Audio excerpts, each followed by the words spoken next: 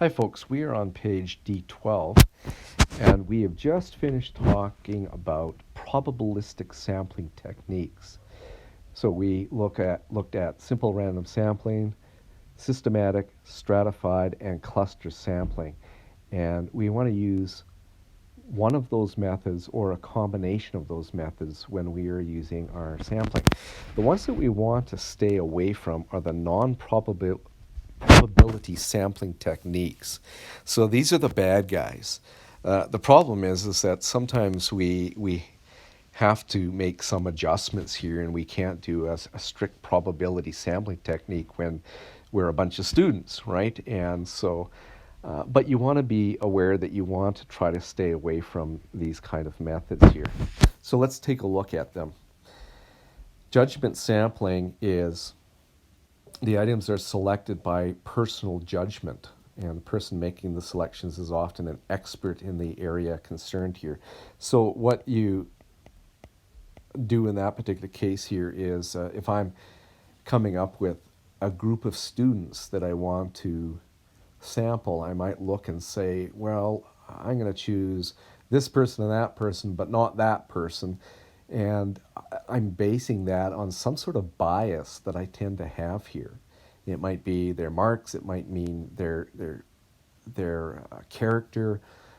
It could be that there's an affinity bias because they're more like me in certain ways and so on like that.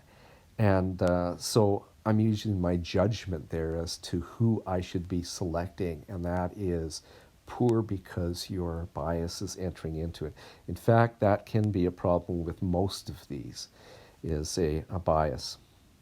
Quota sampling is where interviewers are given a list of names and instructed to obtain the required number of interviews in each of the group defined by such characteristics as geographic area, age, and sex, and so on like that. The quotas are often proportional to the corresponding population size. It's widely used in opinion and marketing research surveys. One thing to note is that of the non-probability sampling techniques, this one is probably the least problematic in that you can still get some pretty good stuff here. But I'll tell you why you want to stay away from that for a couple, three reasons here. And that is that, first of all, suppose we are looking at a survey of, say, 200 people, and we want to have 100 men and 100 women. Now, there's a couple of problems with doing it that way. First of all, we're making an assumption here that the population here actually is divided equally among men and women. And that isn't necessarily a correct assumption here for our particular survey. That's something actually that you may want to test here. Is there an equal number of men and women?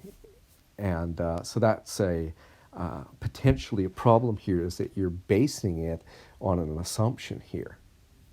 The second thing here then is the fact that people who are actually part of the target population can be excluded as you get towards your final number. So what I mean by that is, suppose I get to 197 people sampled and I want to sample 200, but I've already sampled 100 men. And so I'm looking for 3 more women. And the next person who walks through the door is a man. The problem with that then is that that person actually shouldn't really be excluded. The only reason why he's being excluded is because we've hit our quota of men. And again, that may be kind of an arbitrary number that we've actually come up with here, in terms of that there's an exact number of men and women when it represents the population here. And so you've excluded him in terms of that you need 3 more women. The third problem in terms of that there is that it usually actually doesn't really make much of a difference here in terms of that. In other words, the statistical techniques that we're using can handle the fact that we have a few more men than women. It doesn't make a big difference in terms of that. Now, where it is useful in a sense here is when you're using stratified sampling and you're coming up then with a proportion of people from each of the strata. So going back to sampling Canadians, then you're going to come up with proportionately more of the people from Ontario than you are from PEI, right? But that's something which is part of your sample design here, and you're not actually turning people away in a sense here. You're phoning, of course, only people. This particular, say, researcher is only phoning people who have phone numbers in PEI. And so you're not going to get somebody from Ontario unless they're visiting, and you only want to really talk to maybe the residents, so it's not a problem. And then this researcher on this telephone here is only phoning people from Ontario. So that's not a problem because they're not turning away PEI people in that case because they're just not contacting them, right? That's different than in quota sampling where you actually have somebody who is part of the population and you're turning them away because of you've already met the quota of males or females or whatever. So something that you want to stay away from. Not a big deal for statistically, but it's not a good practice, and it's also not necessary. Haphazard sampling is just stay away from it. There's no specific method in mind here. And so this is man on the street interviews or person on the street interviews and so on like that. And the problem with that then is it can be useful if the group is fairly homogeneous, right? They're similar in terms of characteristics and so on like that. But it can be a problem in terms of it's not representative necessarily of people. There can be affinity bias. We talked about that when we looked at bias here, that you tend to choose people who are more similar to you, and you do that unconsciously. So you need to have a good sampling methodology. Convenience sampling. In this method of sampling, convenience is given greater importance than randomness. And so they're selected because their availability. So it's getting into the accessibility bias as well as the visibility bias there. And that is a problem. I used that as an example before where I said, I want to find out what business students feel about certain issues. So, hey, I'll use you guys. So it's convenient to use my class of 307 students. Well, the problem is that, of course, you're a cluster.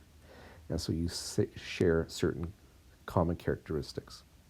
Panel sampling is widely used in consumer research. People agree to test products and rate them.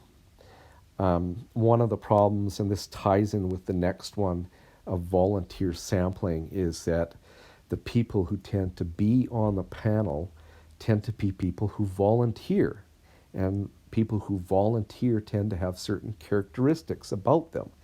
They may be more opinionated. They may be more extroverted, and so on. They might find that it strokes their ego in some way.